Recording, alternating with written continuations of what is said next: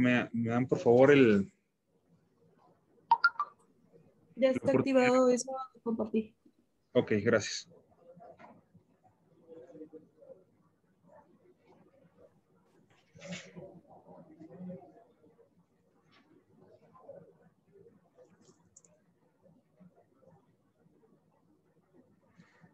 Aún no me deja. Siempre está disponible, doctor. No sé si sea su internet. A ver, darlo.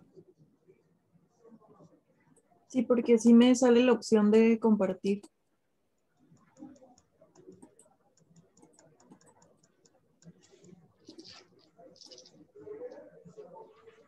Ahí estoy. Bien, entonces la primera pregunta era significado etimológico de la palabra inmune. Y la respuesta era la primera. Inmunus o servicio. Sin servicio. Esto anteriormente era una palabra que se utilizaba en el siglo XIV para todos los insumos y servicios de un pueblo, tanto renta, comisión, etcétera, etcétera. Y después con Pasteur, en el siglo XVIII, cambió a todo lo que tiene que ver con el sistema de respuesta a una agresión externa y ya se quedó como inmune. Pero antiguamente era algo que no tenía respuesta. Se define como aparato o sistema, el inmunológico, generalmente es sistema. Aparato aquí no tiene nada que ver y la mayoría de la clase lo contestó adecuadamente. Defensas císticas inespecíficas del cuerpo. Estas como médico las deben de saber. No sé si ya llevaron inmuno ustedes.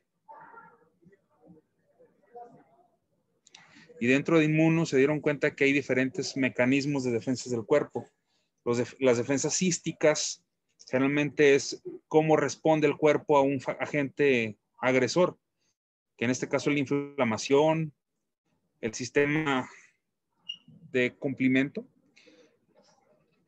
las quimiotaxis y todo lo que tiene que ver con la opsonización. Esos son en cuanto a respuestas hísticas de defensa inespecífica, respuestas hísticas. Y la respuesta inmune mediadas por células son aquellas que son causadas por virus, tumores y cualquier trasplante. Y la última, que son la respuesta inmune mediadas por anticuerpos, no por células. Por anticuerpos son aquellas que son por bacterias, parásitos y priones, enfermedad de priones. Esto en cuanto al ejercicio de Sócrates. Por ahí me mencionaban algunos que no alcanzaron a entrar. Generalmente nos tomamos un minuto pregunta, que es lo que tarda en hacerse la evaluación. Cuando uno de ustedes entró antes, activa el tiempo de todos. Entonces, hasta que yo no dé la indicación de que corre tiempo, en ese momento la hagamos, porque uno de ustedes entró antes de tiempo y empezó a correr el tiempo de todos. Entonces, en una próxima ocasión, hasta que yo no dé la indicación de que iniciemos, lo hacemos todo, ¿sale? Ok, muchas gracias. Entonces, por favor, proyectamos la clase.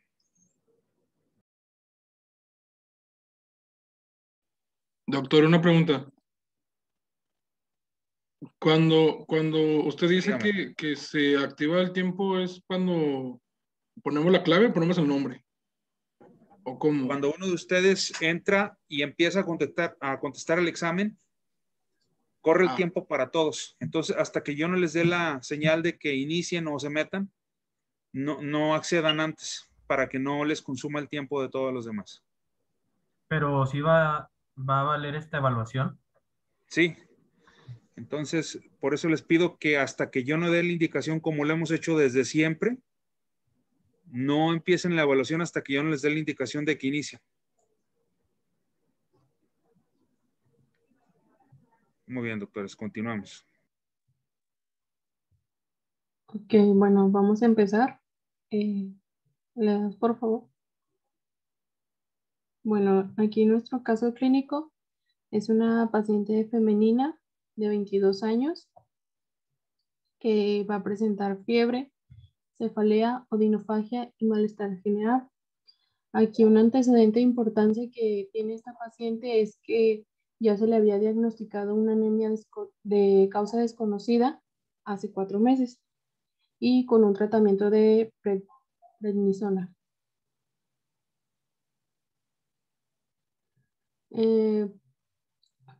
Prácticamente en sus antecedentes personales no patológicos y heredofamiliares no hay algo que nos marque de importancia como tal. En los antecedentes personales patológicos y tenemos lo que ya se había mencionado anteriormente, la anemia de causa desconocida.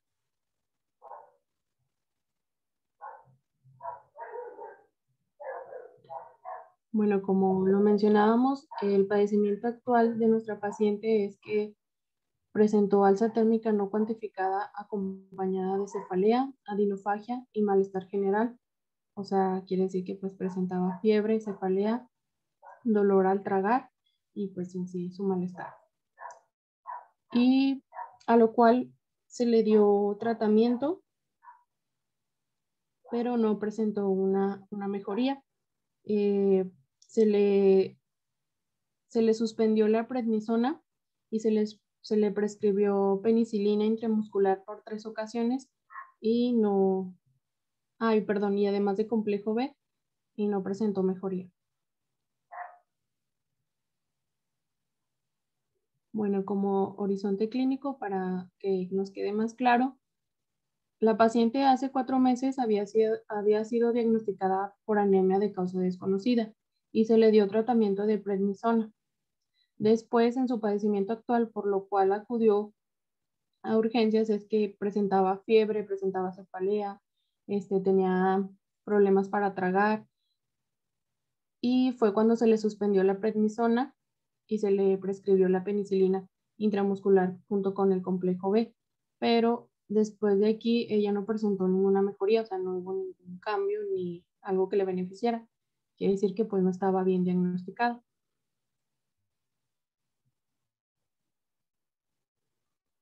Bueno, como signos vitales encontramos una temperatura de 38 grados centígrados, una frecuencia cardíaca de 115, una frecuencia respiratoria de 20 y una presión arterial de 119/70. ¿Le das, por favor? ¿Le das otra, por favor? Bueno, en su exploración física vamos a observar edema palpebral superior y exantema eritematoso que se localiza en mejillas, dorso de la nariz, respetando el surco nasogeniano y con discreta afectación a nivel de la zona frontal. Y también vamos a encontrar que al examinar la orofaringe se evidencian lesiones eritematosas con halo blanquecino localizadas en el paladar blando. Bueno, ya las imágenes que observamos en gráfico 3 y gráfico 4 es la evolución de las lesiones que se encontraron. Pero bueno, aquí lo que nos llama la atención es lo que podemos observar en el gráfico 1 y gráfico 2. Y bueno, algo que destacamos para poder llegar al diagnóstico de esta enfermedad es que en muchas ocasiones las lesiones cutáneas son el primer signo de la enfermedad. Sin embargo, en algunas pacientes, pues las alteraciones hematológicas suelen predecer a las manifestaciones clínicas, siendo la anemia inflamatoria nomocítica normocrómica la principal alteración hematológica. Igual con esto que les acabo de mencionar, se van a dar una idea del diagnóstico de esta paciente. ¿Le das, por favor? Bueno, en reporte de imagen, pues una radiografía de tórax no mostró hallazgo de relevancia, perdón.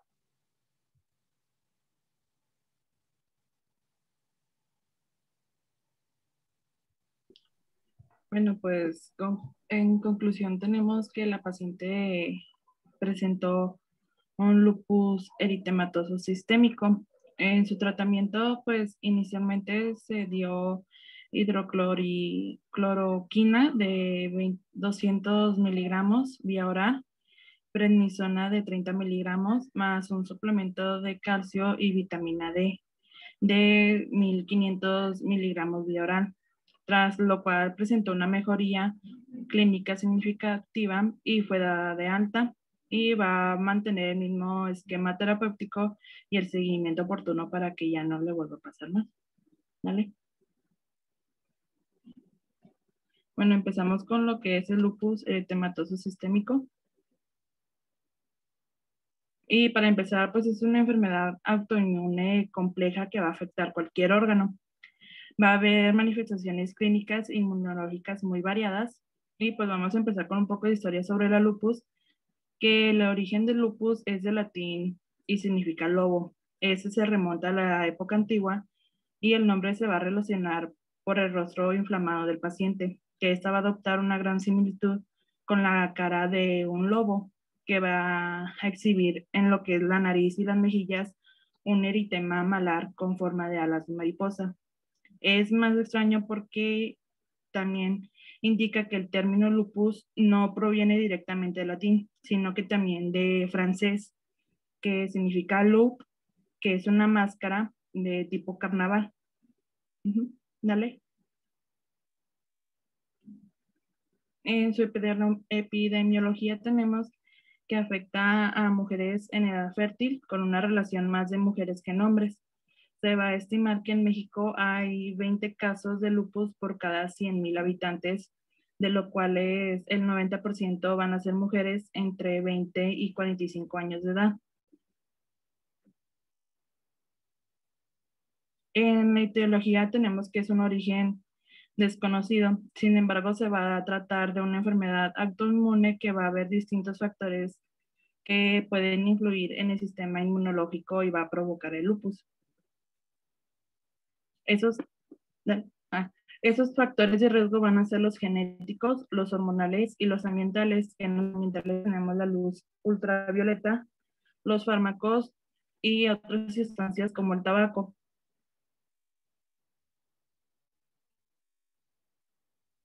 En los genes tenemos lo que es el HLA, por sus siglas en inglés, y el complejo mayor de histocompatibilidad, que es el MHC. Va a tener un papel importante en el trasplante de órganos porque esos van a tener las cifras de las proteínas de la superficie celular con propiedades antígenas y se van a dividir en 3 clases, la clase 1, 2 y 3. Y en la clase 1 tenemos que esos genes tienen muy poca relación con el lupus. En el tipo 2 son varios genes de un grupo que están relacionados al lupus, pero en un estudio se dividió en subtipos de acuerdo a varias pruebas sanguíneas, lo que se permitió sugerir que no es simplemente una enfermedad, sino que son varias enfermedades parecidas en una simple enfermedad. Y en la clase 3 tenemos varios genes de este grupo que van a estar relacionados al lupus, los cuales van a ser variantes de los genes TNF que van a elevar el riesgo de algunos grupos étnicos.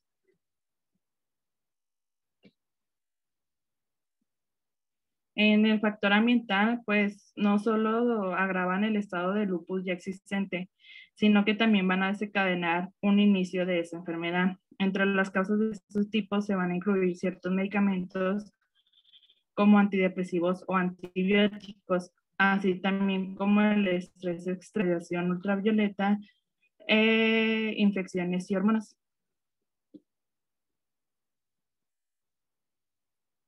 En los medicamentos tenemos que en el lupus inducido por medicamentos es un estado reversible que normalmente se produce en pacientes que ya han sido tratados de una enfermedad a largo plazo. Y las drogas más comunes es la hidralazina, la quinidina, que van a causar en la mayoría de los pacientes genéticamente susceptibles al lupus.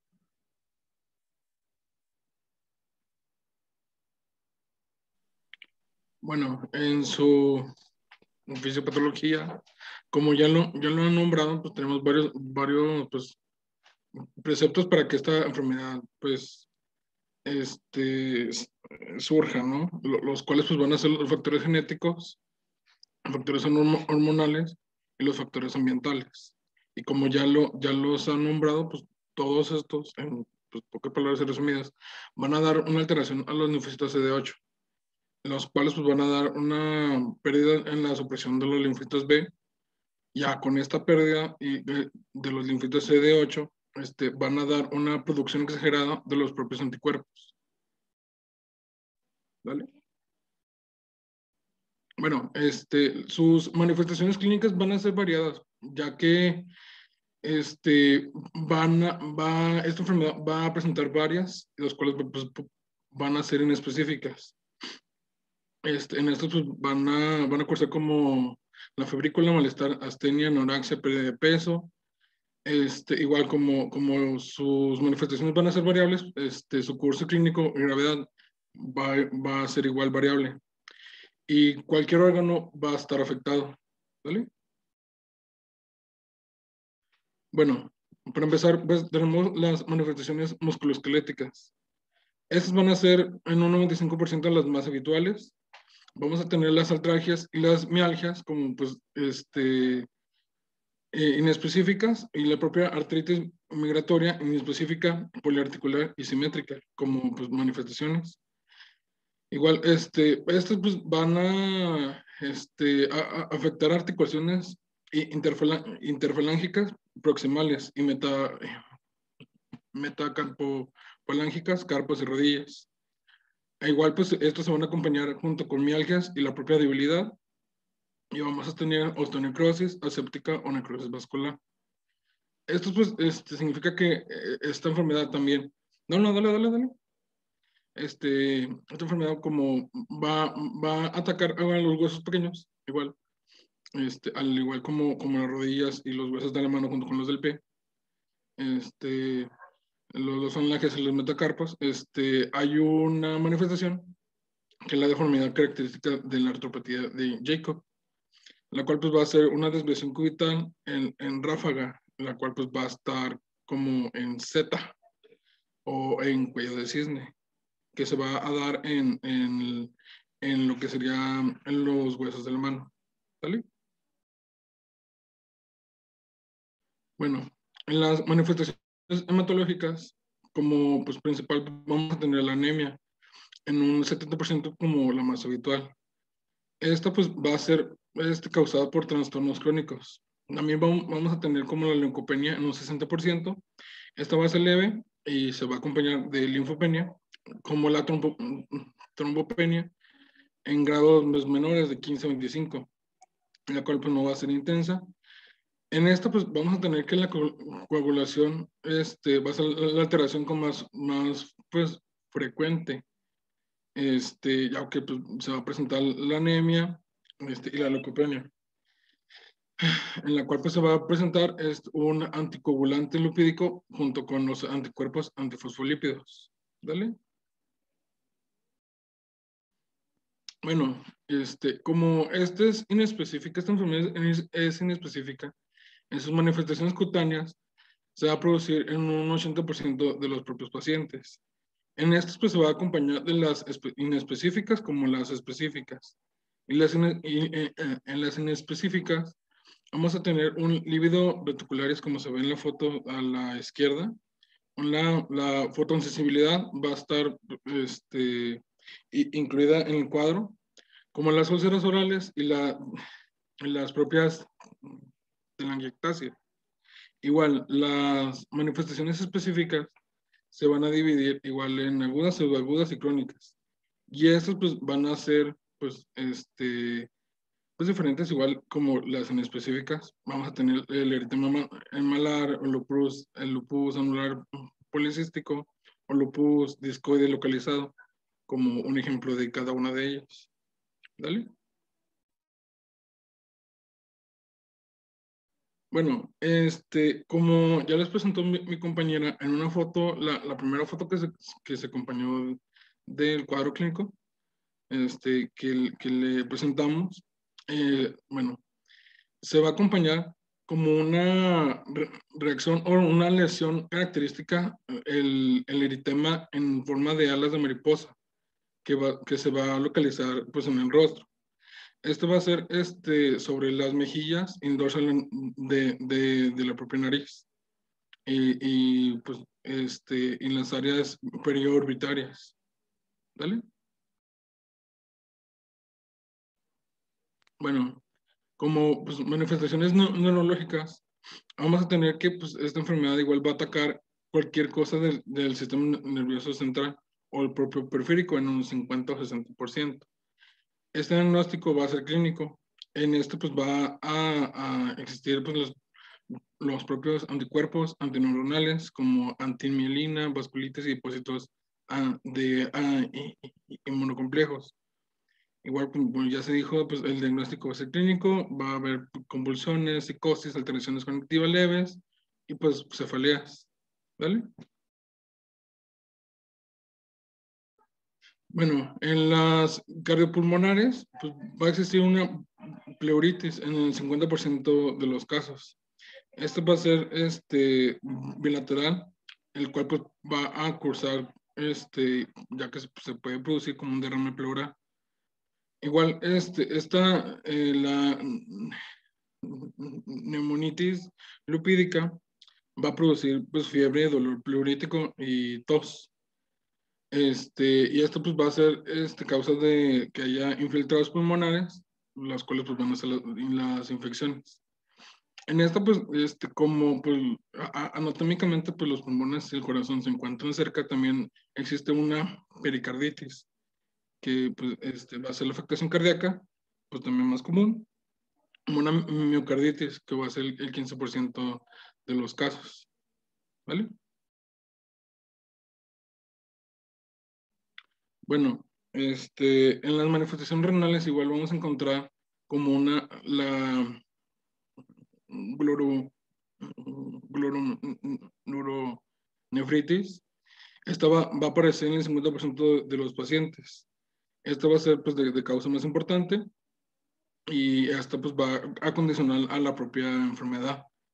Y pues como pues, punto importante, pues va a ser la principal causa de la propia mortalidad de lupus eritematoso.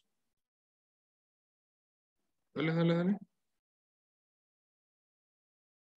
Bueno, y las manifestaciones gastrointestinales, estas van a ser específicas, ya que pues se va a existir igual las náuseas o diarrea, igual estas va a ser derivadas al propio tratamiento.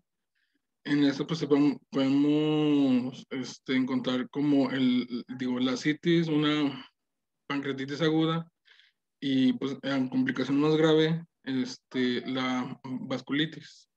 ¿Dale? Y en otras manifestaciones, pues vamos a encontrar una esplenomegalia en 20% y adenopatías en un 50%. Esto va a ser pues, por la pues, insuficiencia en la secreción de la hormona antidiurética, lo cual pues, nos va a dar hipotiroidismo subclínico.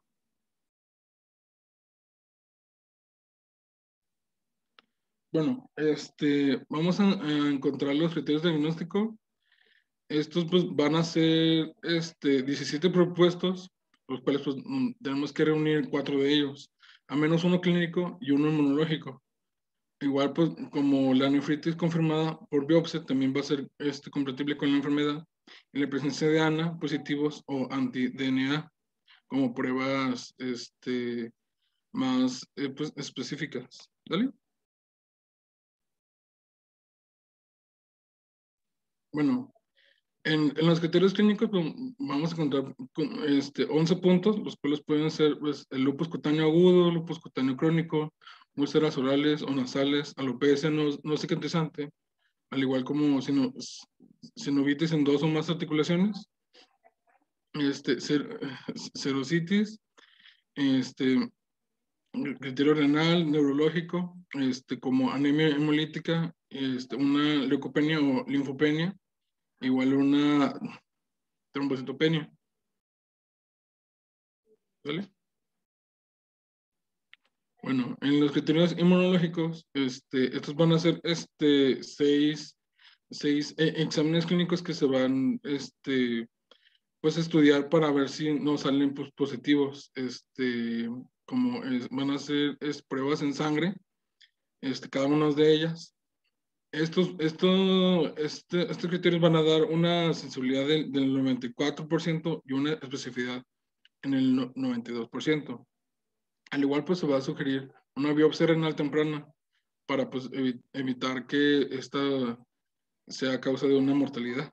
¿Vale? Bueno, en tratamiento pues vamos a encontrar como las propias manifestaciones leves. Estos pues se van a tratar con los AINES.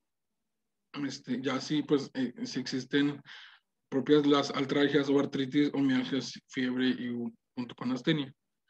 Si los propios AINES fracasan, pues se van a utilizar los corticoides, igual a dosis bajas. Y como pues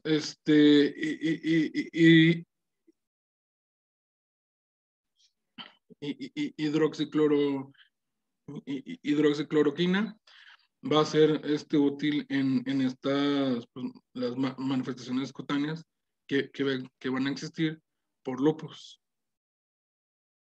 ¿Vale? Bueno, las manifestaciones graves, estas pues van a ser pues afectaciones difusas en el sistema nervioso central, pues por glomerulonefritis igual o la proliferación difusa o otras manifestaciones graves. Estos pues se van a tratar con corticoides de 1 a 2 miligramos por kilo por día o en bolos. Y si no hay respuesta, para disminuir igual el uso de estos corticoides, se van a optar por inmunosupresores, como la ciclofosfamida, u otros, como la ciclosporina o azatioprina, o también el metotrexato. ¿Dale? Bueno, en las propias pues, manifestaciones cutáneas van a, pues, para proteger, pues, como una de sus manifestaciones va a ser la fotoprotección, pues para evitar los daños en la propia piel. Vamos a utilizar los corticoides tópicos, los cuales pues estos los antipalúdicos van a ser el base en estas pues, manifestaciones cutáneas. ¿Dale?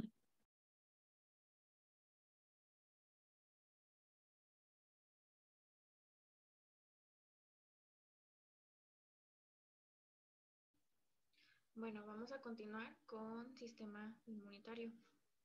Casi no te oyes. Ay, a ver. ¿Me escucho? Es que te escuchas muy bajito. Ay, es que es todo el volumen de mi computadora. ¿Me sigo escuchando muy bajito?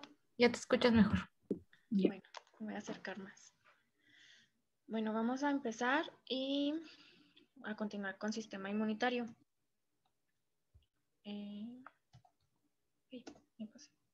Bueno, primero que nada, pues ya sabemos que es un sistema, pero es un sistema de defensa. La palabra inmune viene del latín, que significa libre de. Es capaz de detectar virus, parásitos y hasta parásitos en el intestino. El sistema inmune está compuesto por leucocitos, linfocitos, anticuerpos, células y neutrófilos, y consiste en una serie de estructuras como órganos, células y tejidos. Lo principal lo que hace el sistema inmune es que nos va a defender nuestro cuerpo de enfermedades o de afecciones, y su principal trabajo es eliminar cualquier patógeno. ¿Sí me escuché? Bueno. Sí. Sí. En su embriología, el sistema inmunitario del feto comienza a madurar y funcionar alrededor del segundo trimestre del embarazo. Alrededor de las 14 a 15 semanas, los fetos ya tienen células para la inmunidad, que son las dendríticas funcionales. También es capaz de ofrecer una respuesta inmunitaria y le permite detectar patógenos y protegerse contra ellos desde el útero.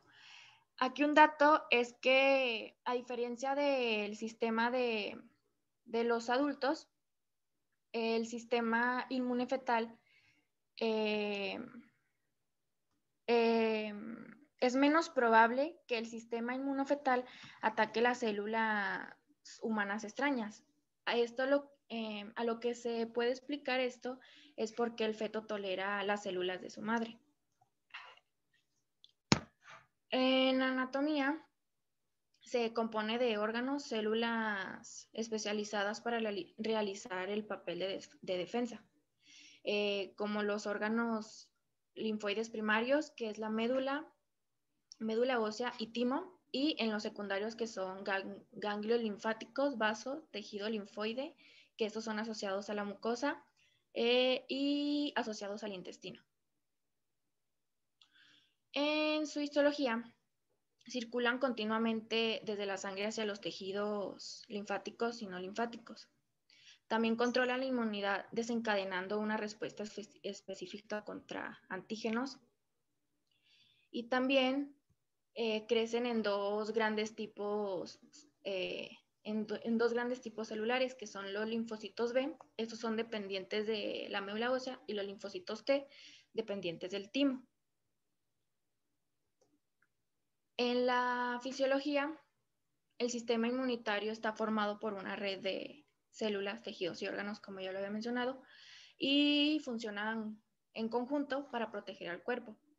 Los glóbulos blancos forman parte del sistema de defensa. Y las células de respuesta dirigida, que son los linfocitos, son los que atacan a los invasores produciendo proteínas. Son dirigidas contra antígenos específicos. O sea que este proceso se denomina respuesta inmunitaria dirigida o específica, porque cada antígeno que entra al cuerpo tiene un anticuerpo que lo ataca. Y bueno, esto sería todo de nuestra parte.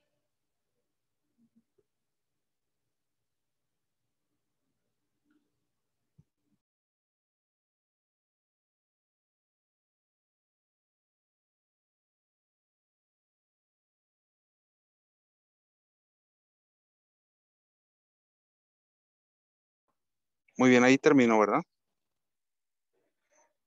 Sí. Sí.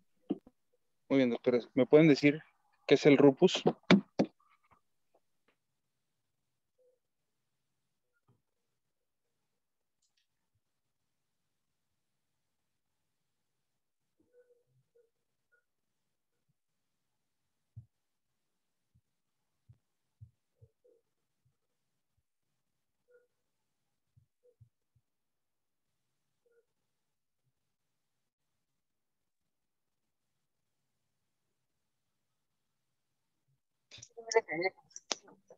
Sí.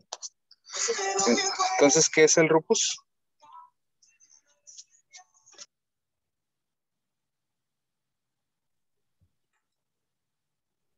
Es una enfermedad inflamatoria ocasionada cuando el sistema inmunológico ataca sus propios tejidos. Es una patología de origen autoinmune.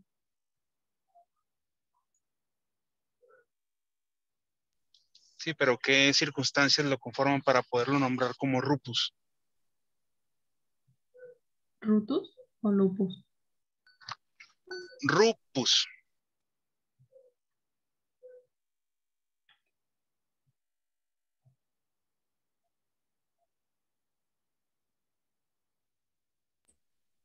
Una superposición de la artritis reumatoide y el lupus eritematoso. Es correcto, doctora, es correcta su respuesta. Es cuando las dos enfermedades se conjugan y a esos pacientes se les conoce como lupus.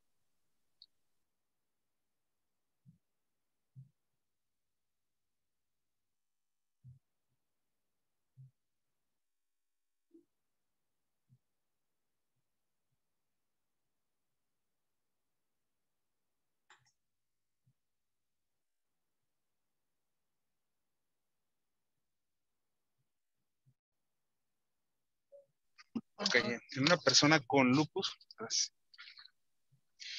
¿en cuánto tiempo ustedes esperan que dé positivo el resultado de sus laboratorios una vez que ustedes le hacen la toma, sale negativo, ¿al cuánto tiempo ustedes estiman por bibliografía que estos tiendan a dar positivo como valor de un paciente con lupus eritematoso sistémico?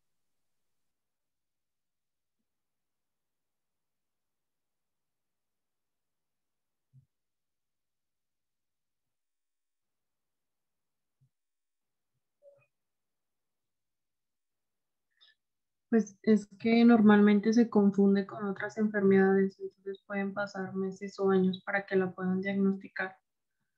Por ejemplo, en el caso clínico que les presentaba, había sido diagnosticada por anemia de causa desconocida hace 4 meses y, o sea, volvió a enfermarse y también todavía no se le diagnosticaba hasta que le empezaron a hacer más pruebas porque vieron que no respondió al tratamiento.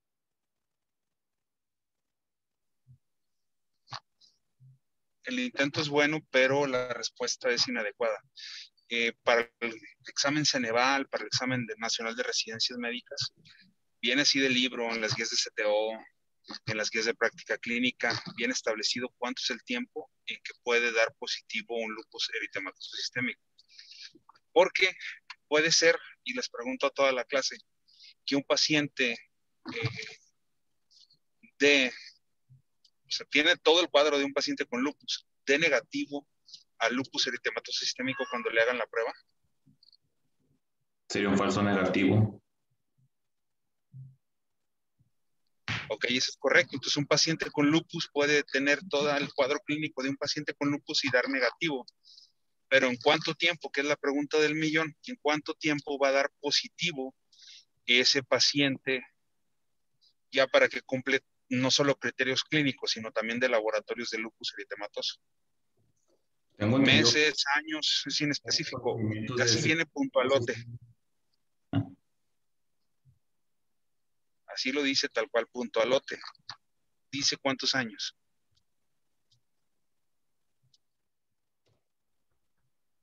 ¿Alguien lo sabe? De 5 a 6 años, no, Son porque 5 años, doctor, o 6 años. 5 años. La respuesta correcta son 5 años, doctor. Bien, muy bien. A los 5 años un paciente es cuando da positivo a la prueba de lupus, aunque previamente salga negativo. Entonces, por clínica puede estar positivo. A ese paciente hay que seguirlo rastreando y a los 5 años es seguro que ese paciente nos va a dar una prueba positiva de lupus, para que tengan mucho cuidado y estén atentos a ello. Entonces, si un paciente tiene toda la clínica de un paciente con lupus, rastréenlo en 5 años porque en ese término nos va a dar positiva esa prueba.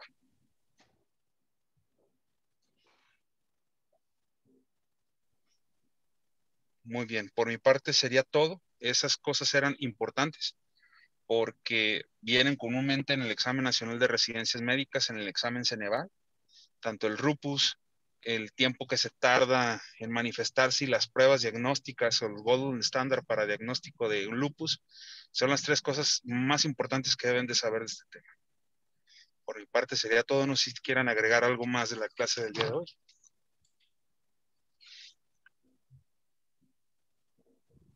No.